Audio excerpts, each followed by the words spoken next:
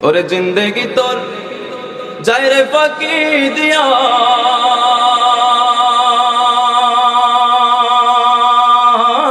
রে সোনার আদম। জিন্দেগি তোর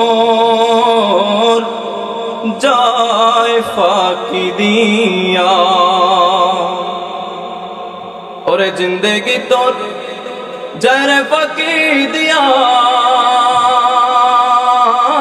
রে সোনার আদম।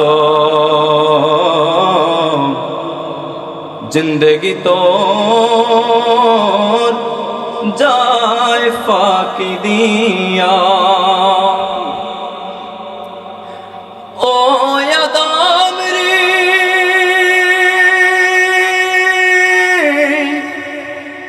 পাক ধরিয়া গেছে দারে, দন্ত বাঁচে গোটা চারে, সমঞ্জারে গিয়াছে করিয়া রে সোনার আদম। জিন্দেগি তোর যায় ফাঁকি দিয়া। ও আদম রে, কাবিনের ওই কুলেতে কাল ঘুমেতে রইলে তো, কাবিন মানে হচ্ছে রাত্র, সারা নিশি কাটাইলে তুই ঘুমাইয়া ঘুমাইয়া রে সোনার আদম। ওরে জিন্দেগি তোর যায় ফাঁকি দিয়া। বন্ধুগণ, ভাইরা আমার, এই পৃথিবীর মায়া ছাড়ে আমাদেরকে একদিন না একদিন চলে যেতেই হবে, যেতেই হবে, যেতেই হবে। जो आता है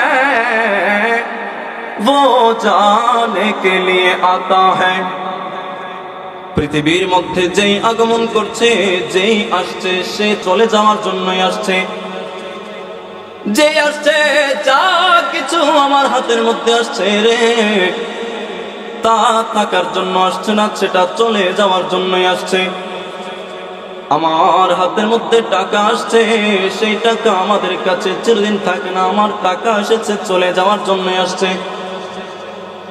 আমার কাছে সন্তান রব্বুল আলামিন দান করেছে, সেই সন্তান আমাদের কাছে চিরদিন পর্যন্ত থাকে না রে ভাই।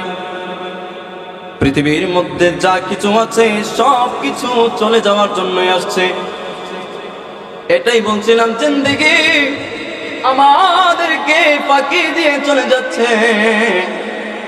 এই জমিনের মধ্যে আমরা চিরদিন পর্যন্ত থাকতে পারবো না। আল্লাহ রাব্বুল আলামিন কুরআনুল কারীমের মধ্যে ঘোষণা দিয়ে দিলেন, কুল্লু নাফসিন যায়িকাতুল মাউত। বান্দারে, তুমি আমি মরতে হবে, মরতে হবে। এই দুনিয়ার জমিনের মধ্যে আমরা থাকতে পারবো না রে ভাই। প্রত্যেক নফস, কুল্লু নাফস যায়িকাতুল মাউত। প্রত্যেকটা প্রাণীকে মৃত্যুর স্বাদ আস্বাদন করতে হবে। এই পৃথিবীর মায়া ছেড়ে আমাদেরকেও চলে যেতে হবে। আমি আপনি এই পৃথিবীর মধ্যে আমিও থাকতে পারবো না। আমার পূর্বে যারা ছিল পূর্বপুরুষ, তারাও থাকতে পারে নাই। আমরা যেহেতু পৃথিবীর মধ্যে এসে পড়েছি, আমরাও থাকতে পারবো না।